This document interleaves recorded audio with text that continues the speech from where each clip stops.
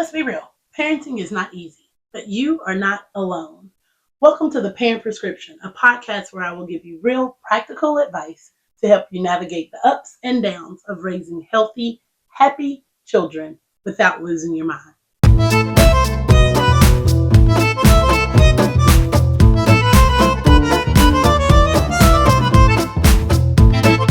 Okay, the best back to school supply is not found in the store. It is actually found in you.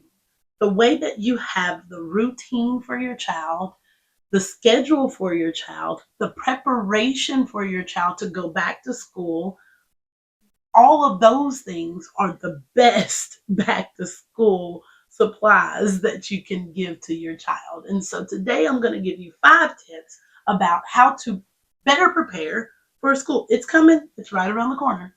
So, better prepare for school. 5 tips. Today we're talking about an easier transition back to school.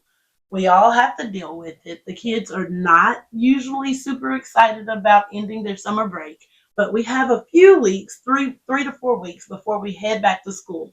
And so we need to talk about what creates an easier transition for children to go back so it makes it easier on them and on us. And so let's talk about a few things. The first thing is, guess what? Go ahead and get their wellness checkup out of the way. Get their back to school checkup, their sports physicals, get it out of the way. Do not wait until the week before school or when you get there and you register and you check in and you say, oh, I didn't know I had to have a kindergarten physical. Yes, you did. I didn't know I had to have a sports physical. Yes, you did. You have to have it. If they're in sports, if they're starting a new school, and guess what? Yearly, you're supposed to do it anyway. So go ahead and get on the books for the wellness visit.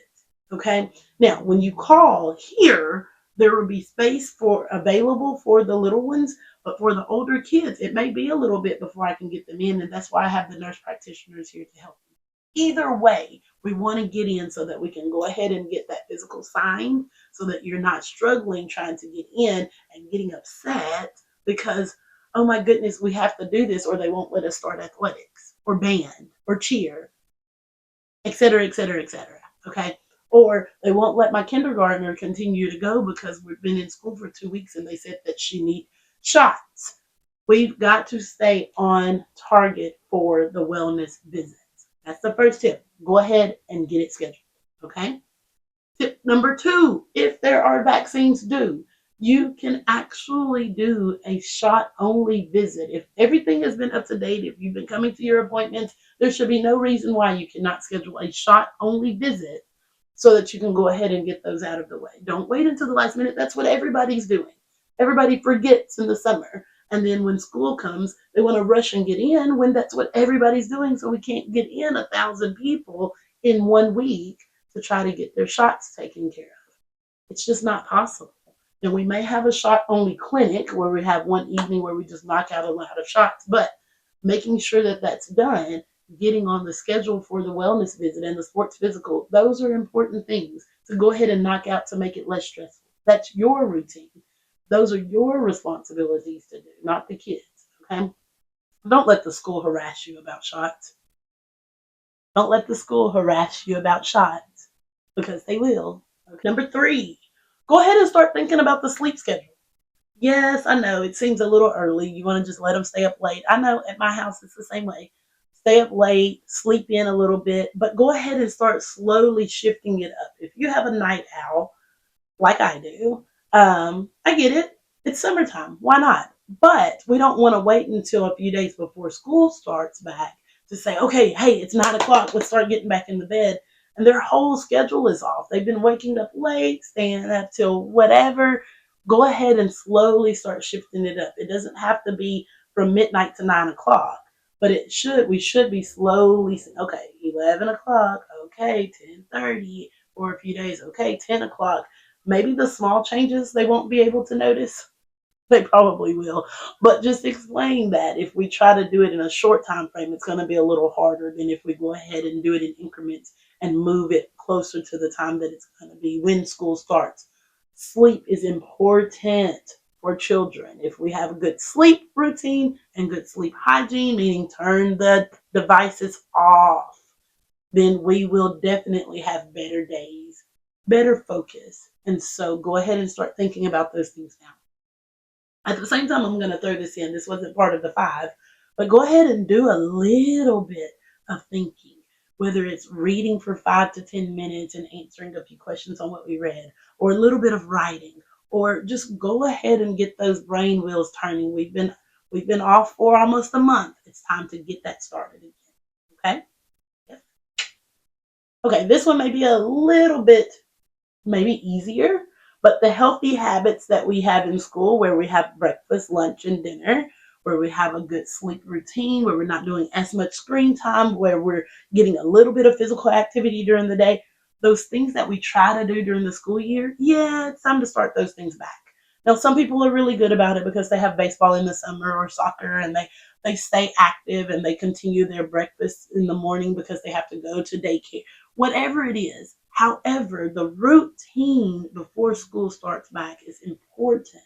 Go ahead and get back on a good, healthy routine. Water, drinking water, instead of grabbing juices and Capri Suns and all of those things. Let's go ahead and get back on that healthy routine. Okay? Okay, talk about feelings, not just supplies. For some kids, the idea of going back to school, even though they don't want the summer to end, it's a good idea. Hey, I get to see my friends I haven't seen in a couple of months.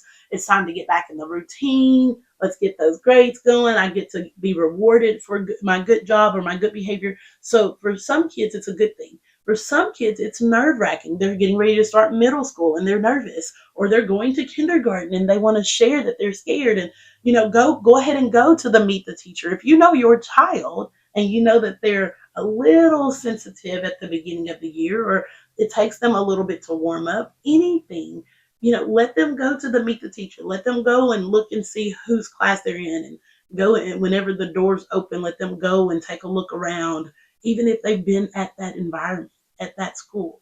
So it's okay to, in advance, prepare them and their emotions also, so that it's not such a scary transition, even if it's not their kindergarten year.